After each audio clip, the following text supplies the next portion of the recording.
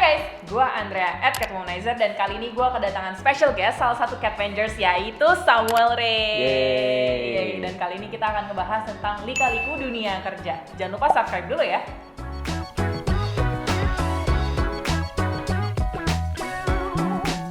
Oh iya, Sam ini akhirnya meriliskan sebuah buku berjudul lagi Probation. Yay, I'm so proud of my Catvenger. Anyway, nah tapi sebenarnya kenapa sih, apa yang melatar belakangi lu akhirnya nulis buku ini? Dari gue sharing-sharing di Instagram, sebenarnya sering banget nemuin pertanyaan-pertanyaan yang buat gue tuh basic gitu sebagai orang HR. Kayak gimana cara bedain kontrak, gimana cara bikin CV yang bagus, gimana cara masuk ke ruang interview dan ngasih first impression yang bagus gitu. Nah, karena sering banget ditanya gitu kan, daripada jempol gue bengkak gitu kan balesin netizen, ya udah gue tulis buku sekalian supaya teman-teman yang kepingin baru belajar interview nih, baru lulus, baru kerja setahun 2 tahun, pengen pindah kerja, cara nego gaji gimana yang lebih bagus dan lain sebagainya. Nah itu semua ada komplit di buku lagi Probation. Nah Sam, bukunya ada dijual di mana nih Sam? Nah jadi buat yang pengen beli bukunya, kalau yang suka baca buku fisik bisa beli di semua toko buku Gramedia di seluruh Indonesia. Atau buat yang suka baca e-book bisa didapetin di Gramedia Digital langsung dari smartphone teman-teman masing-masing. Harganya cuma 98.000, bukunya seperti ini.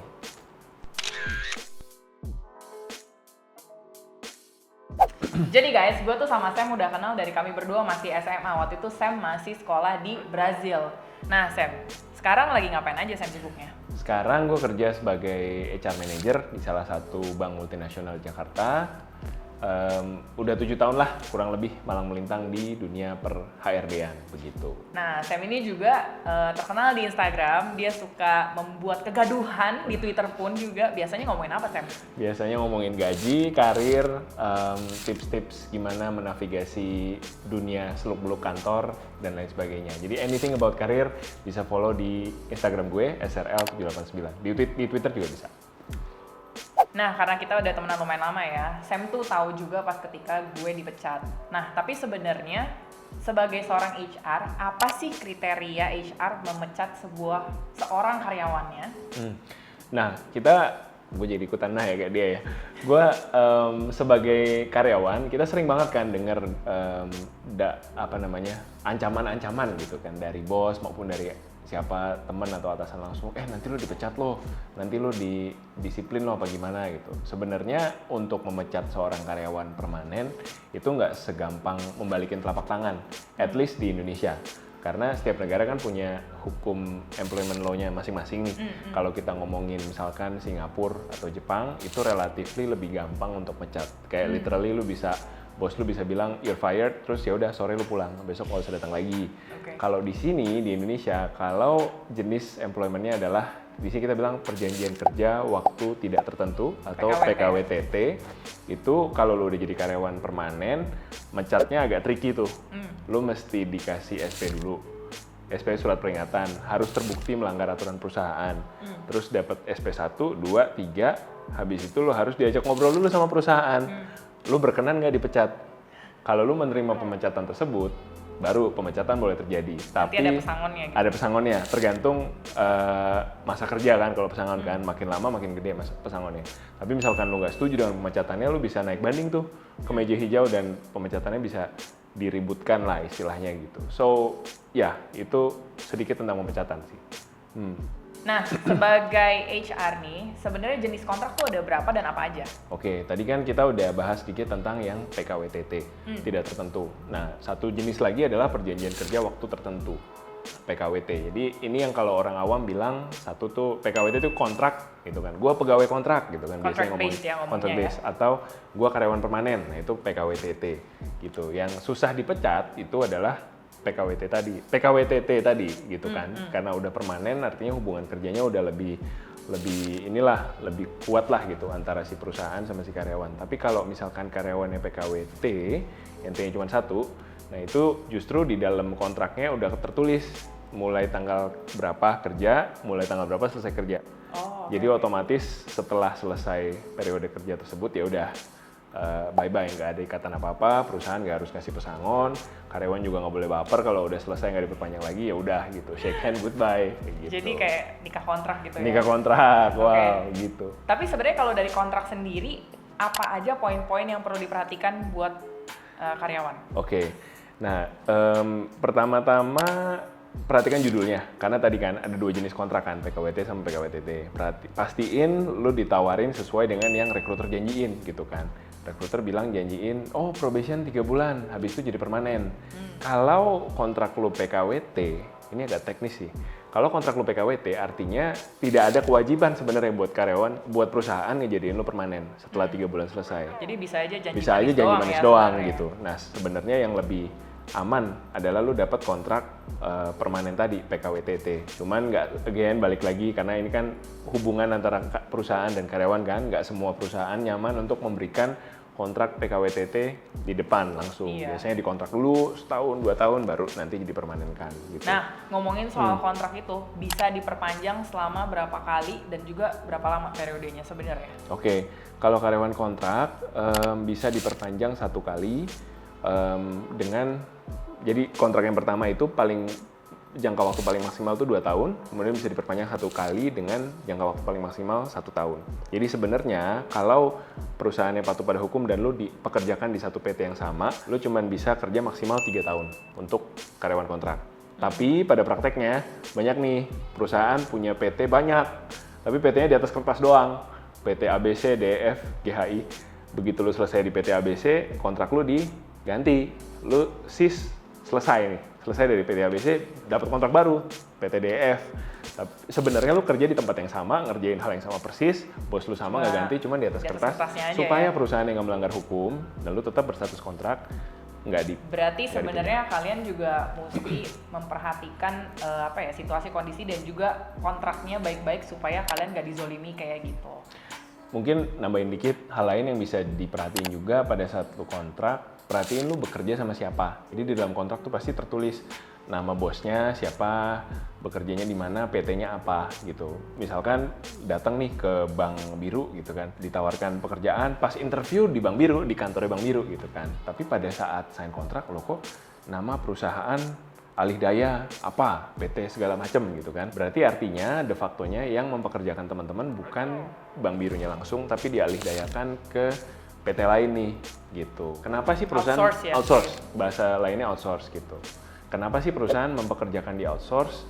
Karena bisa jadi misalkan jenis pekerjaannya pekerjaan yang monoton atau rutin, sehingga perusahaan si Bank Biru tadi tidak mau dalam tanda kutip mengurusi langsung tenaga kerja yang ada di yang ada di pool tersebut gitu. Jadi kalau misalkan ada karyawan yang kurang sesuai, dia tinggal ngomong sama perusahaan alih daya, aku nggak suka nih sama Samuel, aku mau ganti, tanpa harus ngurusin tetek bengek, harus mecat segala macem.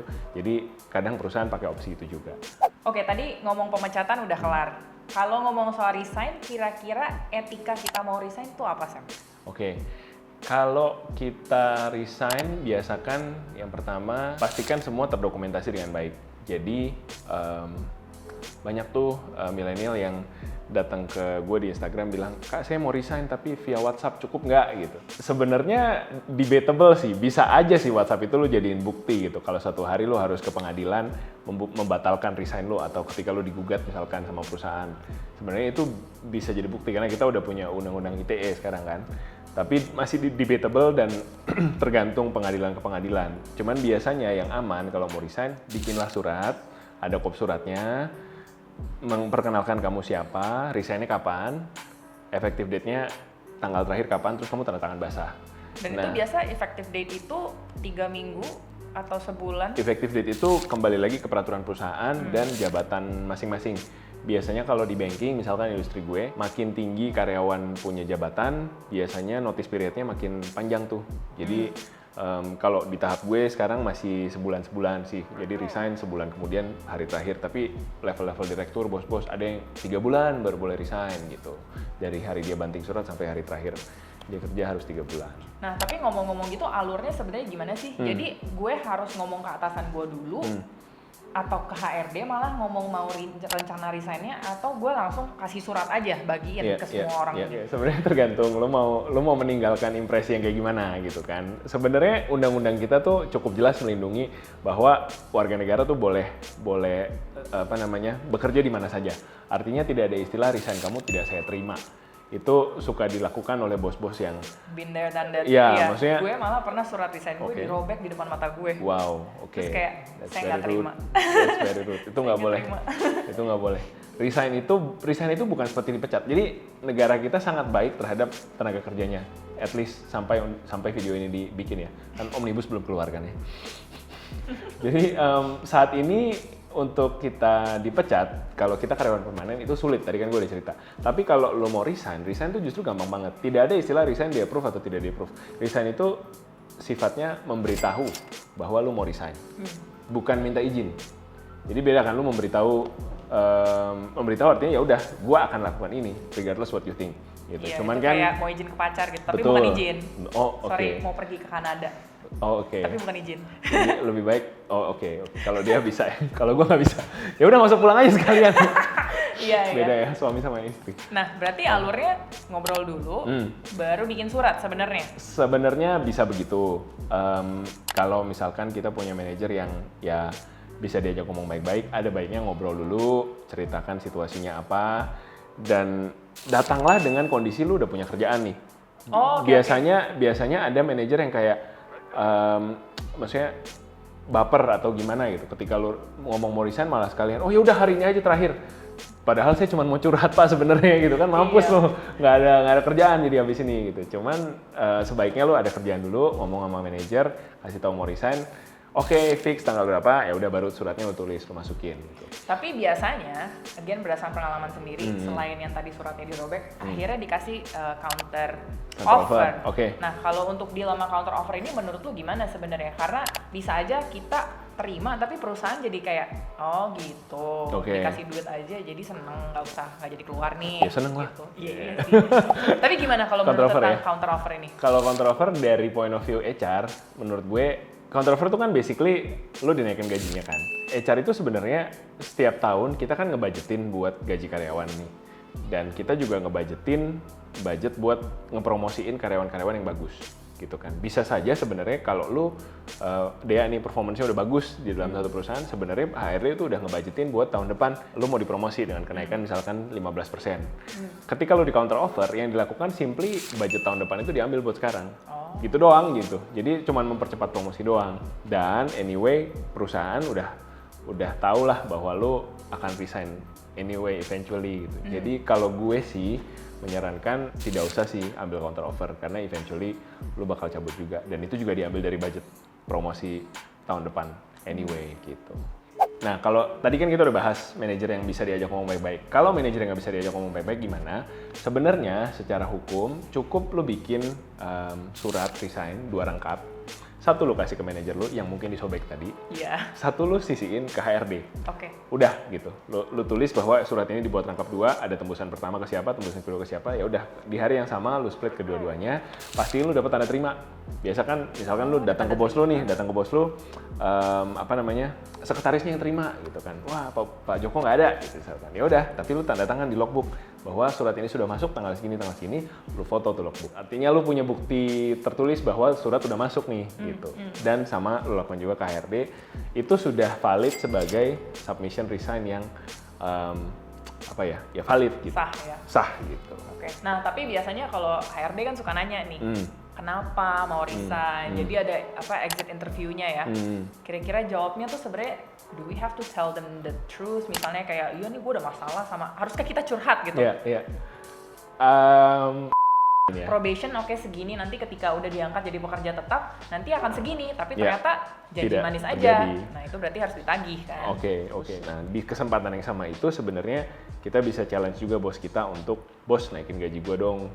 Kan tahun lalu lu bilang kalau gue lakukan ini maka gaji gue naik gitu. Jadi